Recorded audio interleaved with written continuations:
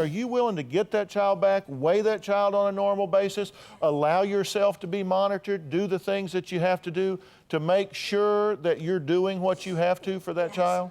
Because you don't have the right to get that child in there and balloon him back up. I can understand you being very upset about this and very defensive about this, but do you really think those are evil people that are out to wreck your life? No, I believe they was trying to help, but... You know, what I fear is if they cannot predict that you are going to be a good caregiver of these children, then they are going to stand up for those kids and work to protect them. And what that judge is going to want to hear from you, what everybody's going to want to hear from you is, look, I get it. I get it. I am taking these nutrition classes that you're taking. I'm taking these exercise. And I also acknowledge this. I own this.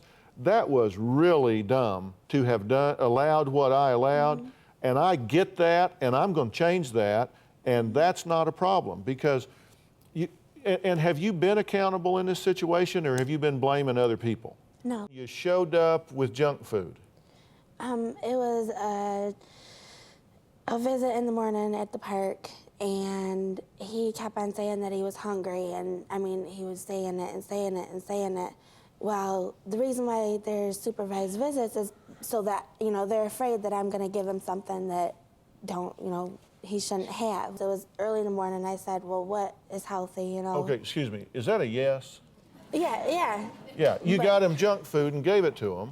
Right, it was one egg, it was one scrambled egg, a biscuit, and an orange juice from McDonald's, yeah. Okay, and he had been on a very controlled regimen without those high-fat, high-caloric sort of things.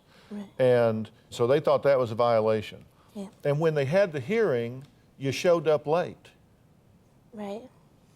When it was the hearing on whether you got your son or not, you showed up late, right? Right. And they had already had the hearing.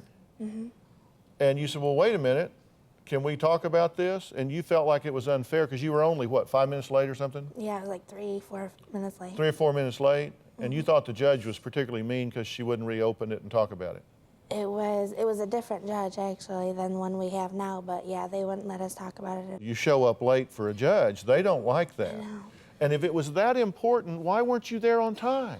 My mom had broken her leg before, a few months before, and I was trying to take care of my mom and Jared at the same time. Okay, but if I was going to a hearing that decided what was going to happen, whether I got my son or not, I'd have got a sleeping bag and slept down there the night before if I had to. I wouldn't be off racing through traffic trying to get there. Right. Well, my mom had a doctor's appointment for her foot, too. That's why we was late. Get another doctor's appointment, call her a cab, but I'd be at the courthouse, and that I'm wanting to make sure you get that you got to really step up here. Help us out.